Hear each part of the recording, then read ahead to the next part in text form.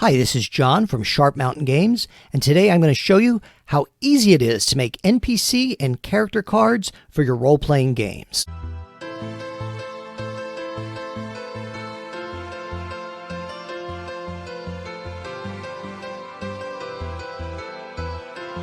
Hi folks, and I'm really excited about today's video because in today's video I'm going to show you how to make NPC and character cards for your games.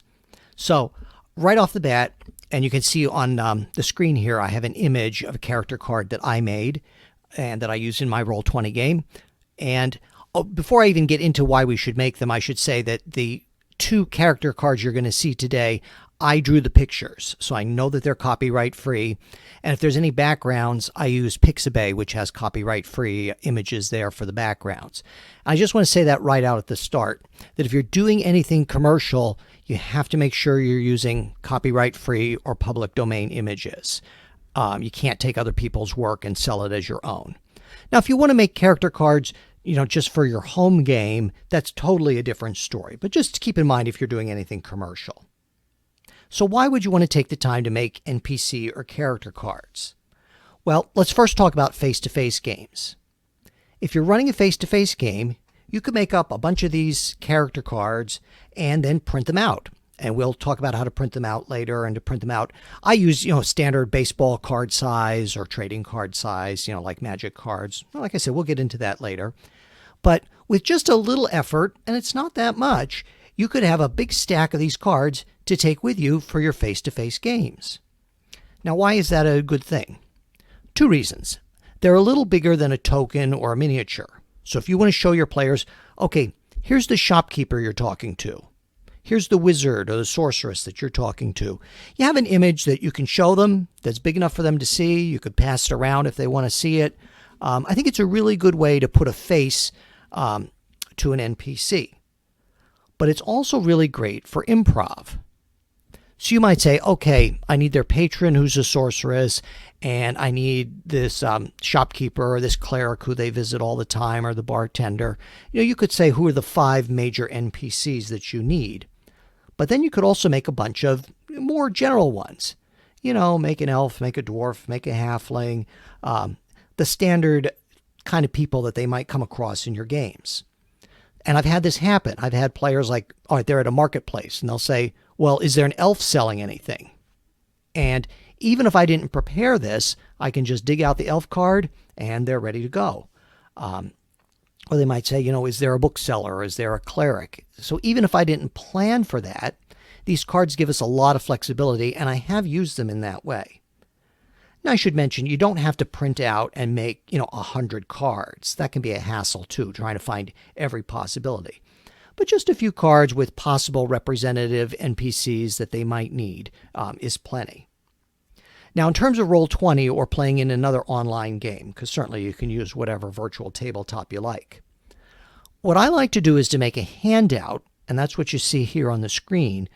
And I have handouts with some of the major NPCs that they're going to be interacting with repeatedly. And then what I can do is just pop it up, hit show to players, and they know who they're talking to, or they can be reminded, okay, what does the dwarven blacksmith look like? Or what does the sorceress look like? Or what does the naiad look like? Now, why is this better than using tokens? Because if you're using tokens, you're going to have to keep flipping through your image library and finding them. And if you play a lot of online games, you know that your image library can get really big, and sometimes it can be hard to find them. So this makes it really easy. And you can also give players permission to see these too. So if, between sessions they want to take a look at the NPC cards, they can do that. Okay, and the last reason for wanting to make NPC cards is it's a lot of fun. Really it is. It's a lot of fun, and then you have them. They're great for inspiration. Sometimes I flip through them and I can say, oh, I haven't used this NPC yet. They're just really, it's a great time. So let's get on with how to make them. So here we are, and we're in paint.net, which is a great free photo manipulation tool.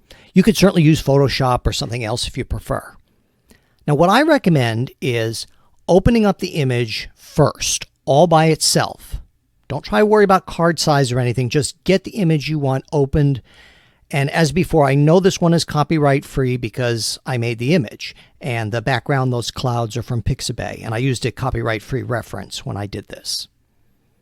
So first thing we're going to do is we're going to do edit and we're going to select all.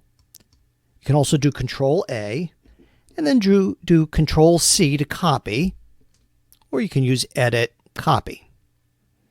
Now let's make a new file. File, oops, where we go? There we go, new, or you can use Control N. Now here's some things that are important. Don't click maintain aspect ratio. You want to control the aspect ratio. You want to control the height and width yourself. So for the width, I'm going to use 750, and for the height, I'm going to use 1050. Now I use those because a standard trading card or a baseball card is 2.5 inches by 3.5 inches. So I wanted to go a little bit bigger, so I did 250 for the 2.5 inches times 3. 350 for the 3.5 inches times 3 is 1050, and I'll put these numbers in the description below so you don't have to remember them.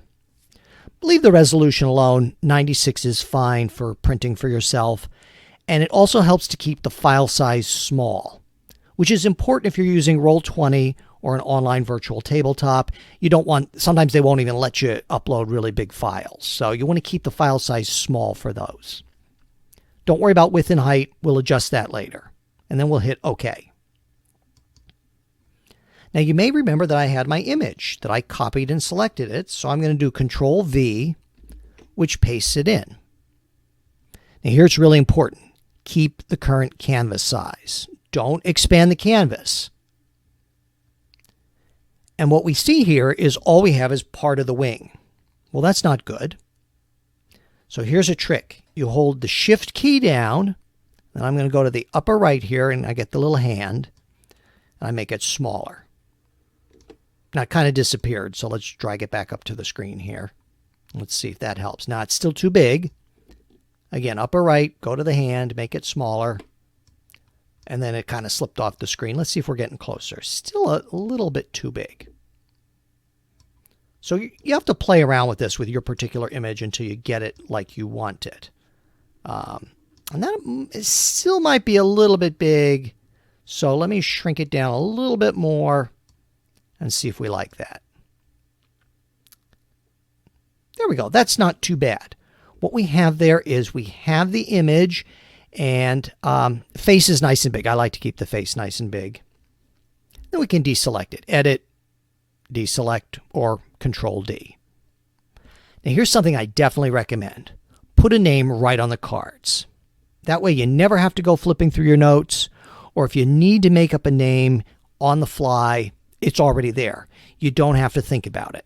You have enough to think about when you're dungeon mastering or game mastering. So let's put a name in. So I'm going to do add a new layer.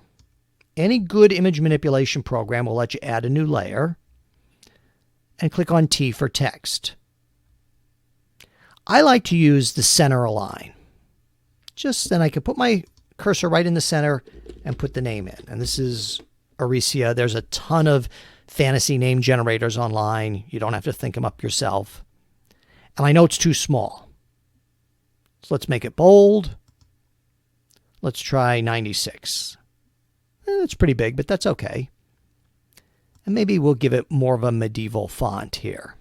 And you certainly can play around and use whatever font you like. And I really like that one. And in fact, you see there was a pull-down menu for the size.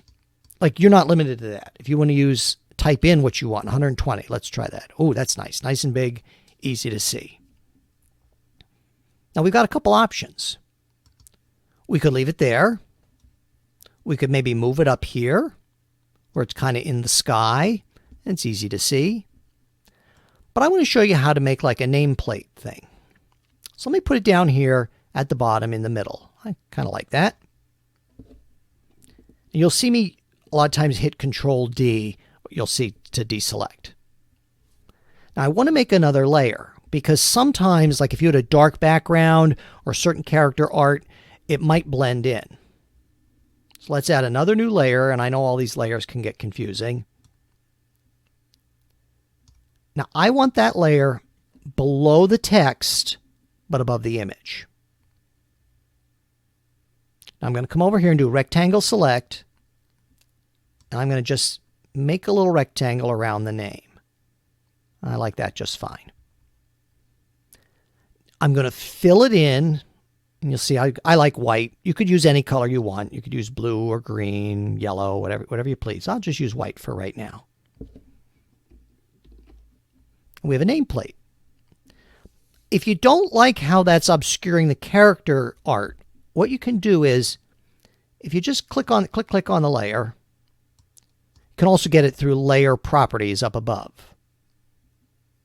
See where it says opacity? Take that and slide that down. Let's see. Let's try 100. Maybe a little bit more. Maybe 120, 125. So you can see now I've got a semi-transparent background there. You can still see a little bit of the character art through, and I think that looks pretty nice. I think that looks pretty professional. So we have our card.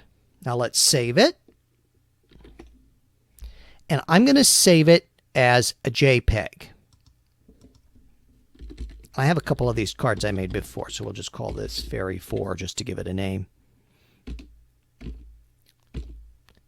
Now you can save it as a PNG if you want, which is a little higher quality image. The advantage of JPEG is it keeps the file size small, which is important if you're going to be uploading it to a virtual tabletop like Roll20 or Foundry or one of the other ones. So here I am in Word, and you can certainly use whatever word processing you want to use. And I took the time already. I entered the picture. And the first thing you're going to notice is it's way too big. I mean, you could print it out nice and big like this, but that's a lot of ink. So here's some things we can do. Let's go to Layout. Let's make our margins nice and narrow, 0.5 all the way around, ½ an inch all the way around. And the reason for that is you can print more cards per page. Now, what I like to do is I like to use landscape.